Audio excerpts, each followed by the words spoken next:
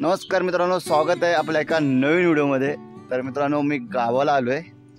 काय नाही, सहज आलो आहे गावाला। खूप दिवस झालं गावाला आलो नव्हतो। सो बघा, हा इकडचा असा परिसर आपला गावाकडचा। सूर्य येतोय तोंडावरती। अनिता पण आली, आम्ही दोघं जण आलो आहे गावाला। विराज आणि आम्ही दोघं पण पुण्यालाच आहेत। सो आम्ही आता चाललो आहे शेतामध्ये, काय आहे का ते बघण्यासाठी। चला तर मग, काय असेल तर मी तुम्हाला दाखवतो, नक्कीच दाखवण्याचा प्रयत्न करेन। Let's see. हा मित्रांनो, आपला इकडचा परिसर आहे। पावसाळ्यामध्ये कसे दिसतं आणि आता उन्हाळ्यामध्ये बघा कसं दिसतंय। पावसाळ्यामध्ये पूर्णपणे इकडं अशी ग्रीनरी असती, इकडून एक वॉटरफॉल येत असतो आणि या खालचं शेत। चला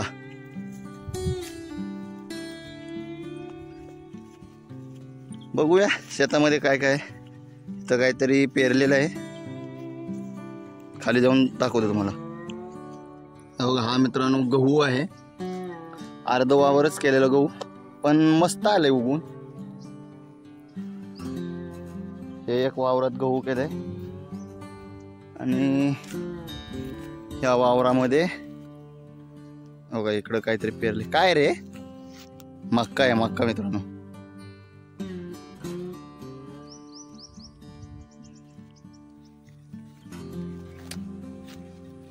आणि इकडं फणस आणि तिकडं पेंडा रचून ठेवलाय, जो की पावसाळ्याला आपल्याला उपयोगी पडतो गुरांसाठी। आणि काहीतरी म्हणते, काय म्हणते तू? गव्हासाठी एकदा पाणी दिलं पाहिजे गव्हाला। हा, पाणी नाही बघा मित्रांनो, इकडचा अर्ध वावर गेले। तुम्ही बघितलं असेल, आपण ज्यावेळी भात लावतो तिकडच्या कोपऱ्यातून सुरुवात करतो, ते पूर्णपणे तिकडं वर परत घेऊन जातो आपण। सो आणि काही इकडं पाण्यासाठी जुगाड केलंय बघा, पाईपलाईन टाकली मोठे खाली। पर्याय आहे काय? हा बर,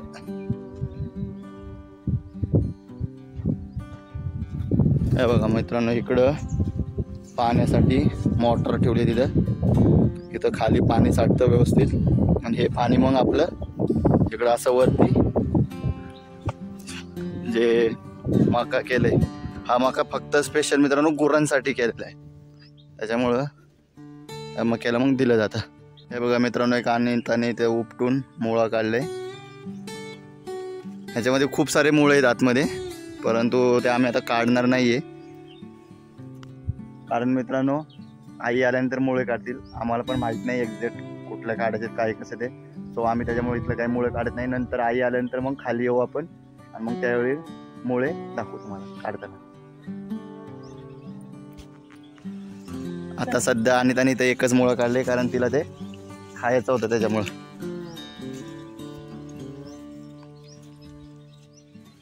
छान आहे मुळं राव, एवढं मोठी साईज आहे म्हणल्यानंतर। भाजी पण किती छान आहे बघा।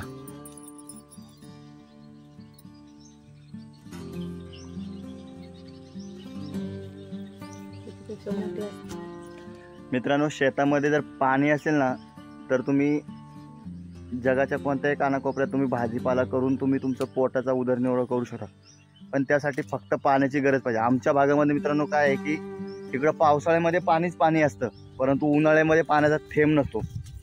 आता सध्या काय झालं की शेजारी ओढा असल्यामुळं तिथं पाणी खाली साठवणीचं असतं, आणि मग ते मोटर टाकून वरती बघा, तुम्ही बघितलं, तुम्हाला दाखवलं मगाशी, ते मोटर टाकून मग ते पाणी वरती उचललं जातं, आणि त्याच्यानंतर मग हे आपलं असं शेत भिजवलं जातं। सो मित्रांनो, ह्यासाठी कसं की पाणी खूप मोठं प्रेशर पाणी जातं आपल्याकडे। पाण्याचा प्रेशर कसा, हा 2 इंची पाईप आहे, 2 इंचच्या पाईपमधून जेवढं पाणी येईल आणि जेवढं भिजवण्याचं शक्य होईल तेवढं घरातले करतात सगळे। सो कसं वाटलं सांगा नक्की आम्हाला आमचं हे नंदनवन। आणि ही लागली खायला लगेच। हे बघा मित्रांनो, जसं मी तुम्हाला बोललो, जर पाण्याचा प्रेशर असेल तर सगळं भिजतं। इकडं पाणीच नाही पोचत, त्याच्यामुळे इकडचं तसंच ओलं एकदम कमी प्रमाणात गहू आले, आणि इकडं बघा बऱ्यापैकी आले गहू। तर मित्रांनो, पाणी पोचत नाही, असा मेन विषय हा आहे। बघा इकडं पण एक मुळ्याचं झाड दिसलं मला, भरपूर आहेत। गहू तिकडं तिथपासून आहे ना, तिथून मित्रांनो खूप मोठ्या प्रमाणात चांगलं आहे, म्हणजे तिथं थोड्या परत, पण तिकडून इकडं एकदमच कमी आहे, कारण इकडं पाणीच पोहोचत नाही.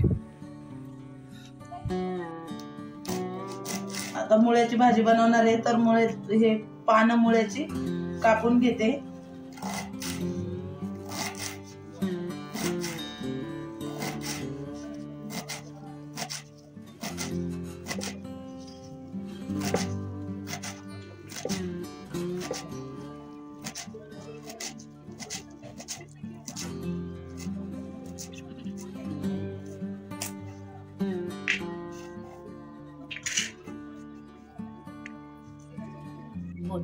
मुळे बारीक चिरून घेणार आहे आता.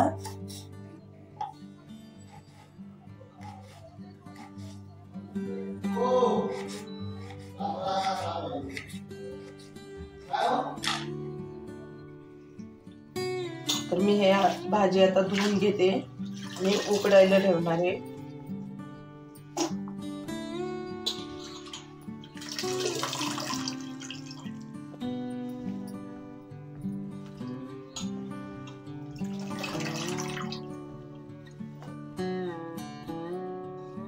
ग्लासभर पाणी घालणार आहे आणि मीठ घालणार आहे त्याच्यामध्ये.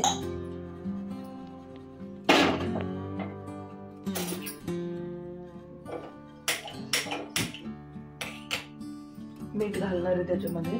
हे भाजी अशी पिळून घेणार आहे पूर्ण त्याचं पाणी काढून.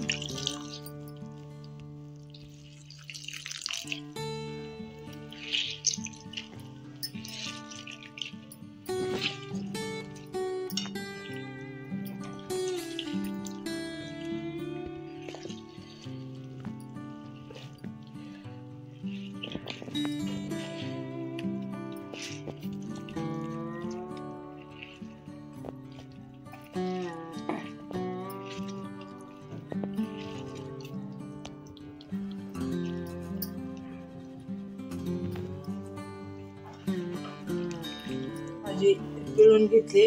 आता फोडणीसाठी कांदा आणि हिरवी मिरची बारीक चिरून घेतली. आता तेल घालते.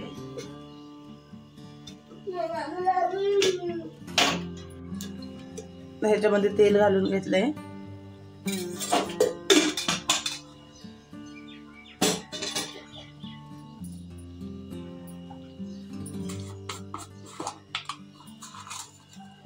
जिरे,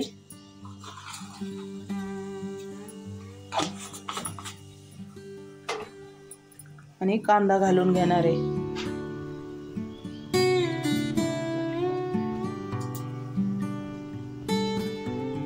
कांदा आणि मिरची घालून घेणार आहे.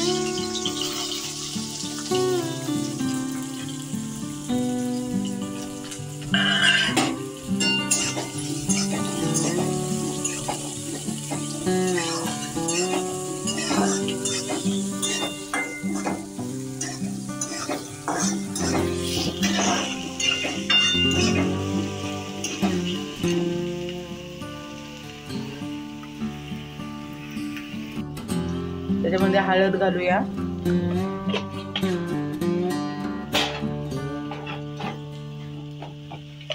लाल तिखट,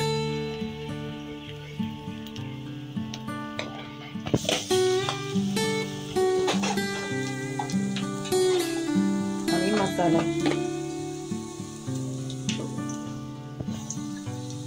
आता पण नको का दाखवायला.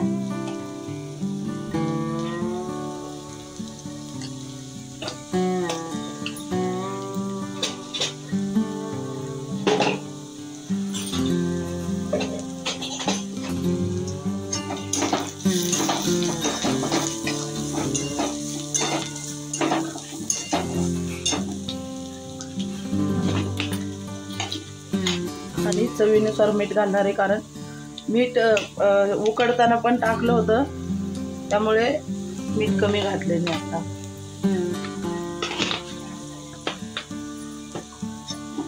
आणि आता भाजी घालून घेऊ.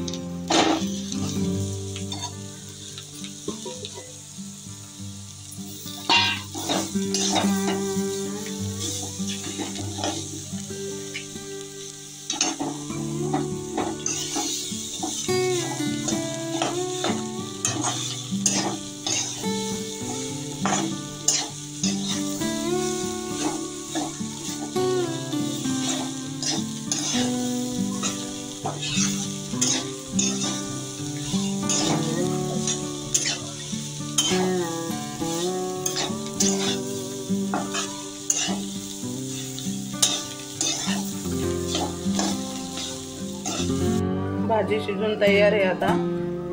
तर आता गॅस बंद करू.